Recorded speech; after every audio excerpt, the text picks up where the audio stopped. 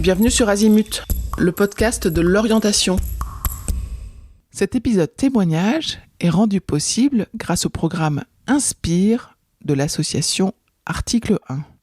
Cette association propose des étudiants éclaireurs dont le rôle est de partager leur expérience avec les lycéens. Et c'est un de ces étudiants éclaireurs à qui nous avons demandé de témoigner sur sa première année d'études. Merci d'avoir accepté de répondre pour les étudiants sur ta première année d'études post-bac. Est-ce que déjà tu peux commencer par te présenter en nous donnant ton prénom ? Donc, je m'appelle Anaïs. Et qu'est-ce que tu as fait en première année d'études ? Je suis en STAPS à l'université Paris-Saclay. Alors, en quoi ça consiste ? C'est des études dans le sport qui mènent à différents endroits. Donc, on peut faire du management, professeur de sport dans les écoles ou du coaching. Et toi, tu as envie de faire quoi ? Est-ce que tu sais déjà ? Moi, je me dirigerai plutôt dans le coaching avec la mention entraînement sportif. Qu'est-ce qu'on apprend concrètement dans ces études, en première année en particulier ? Donc, la première année de STAPS, elle est assez globale. On a énormément de matières scientifiques, donc anatomie, physiologie, biomécanique, neuro, et aussi des matières plus sociales comme les sciences sociales, l'histoire du sport et la psychologie. Est-ce que tu pratiques un sport particulier depuis longtemps, à un bon niveau, ou est-ce que ce n'est pas forcément nécessaire ?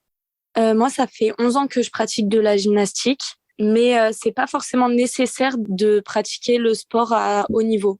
Dans la première année de STAPS, qu'est-ce qui t'a le plus surpris ? Ce qui m'a le plus surpris, c'est le niveau scientifique qui est demandé.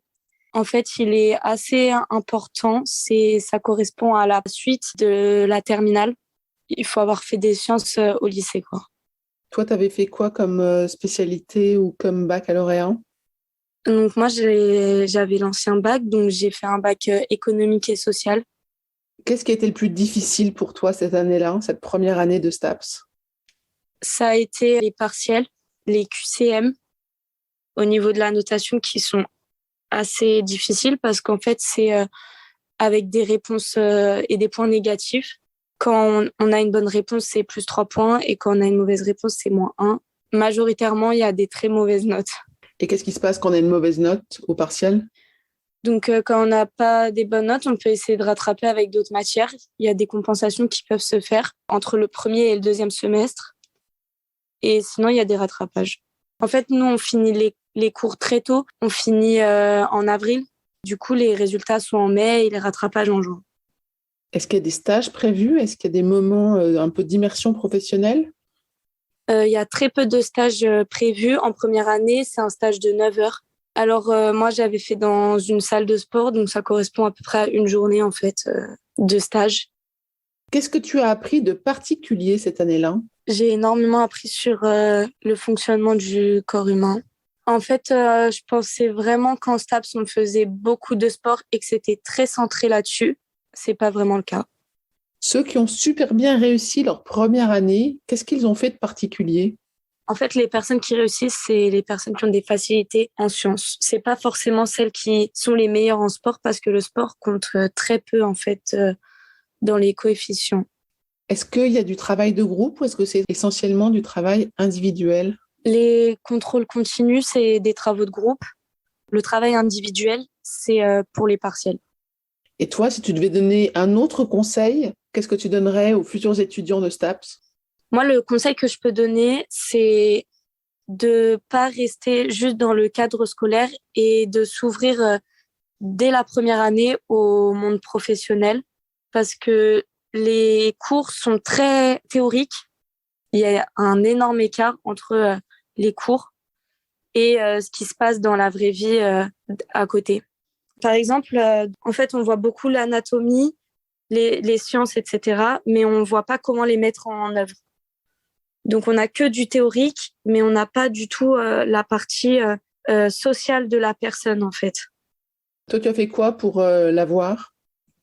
Je vais beaucoup à la salle de sport Et je me suis entourée de personnes travaillant dans le milieu qui m'ont beaucoup parlé, appris, etc. Donc, j'ai fait des stages. Comme on a beaucoup de vacances, j'ai fait des stages et j'ai parlé avec des professionnels déjà dans le milieu. Qu'est-ce qui était très différent de l'année de terminale en première année de STAPS? La quantité de travail. Il y avait beaucoup plus de travail. En terminale, j'avais des bonnes notes sans forcément devoir trop travailler. Et arrivé à la fac, mes notes, elles ont beaucoup chuté alors que je travaillais 2 fois plus. Peut-être une question sur l'équilibre de vie. Comment est-ce que tu as réussi à équilibrer ta vie? Tu nous as dit que tu as été beaucoup à la salle de sport. Est-ce que tu as fait attention aussi à d'autres éléments de ta vie pour que ce soit une année tenable? En STAPS, on n'a pas un emploi du temps très chargé. Ça permet de pouvoir avoir un rythme de vie assez tenable. Une journée typique, ce serait 9h-16h à peu près. Donc, ça permet ensuite de pouvoir faire ses activités à côté. Si tu devais décrire ton année de STAPS avec un seul mot, qu'est-ce que tu dirais, la première année? Je dirais inattendu. Est-ce qu'il y a des questions qu'on te pose? Est-ce que des questions que des étudiants te posent? Il y en a beaucoup qui me demandent peut-être le nombre d'heures de sport par semaine ou quelque chose comme ça. Donc, il est de... Après, ça dépend aussi des universités. En tout cas, il est d'environ 10 heures par semaine à la fac, en STAPS. Très bien. Écoute, un grand, grand merci de ton témoignage, très intéressant. Je suis sûre que nos auditeurs apprécieront. À bientôt. Merci Anaïs. Bonne fin d'études. Oui, de rien. Merci. Je vous retiens quelques instants de plus pour vous remercier de votre écoute fidèle. Les nombreux messages que vous nous envoyez nous touchent beaucoup et nous lisons toujours les avis que vous nous laissez sur Apple Podcast avec émotion.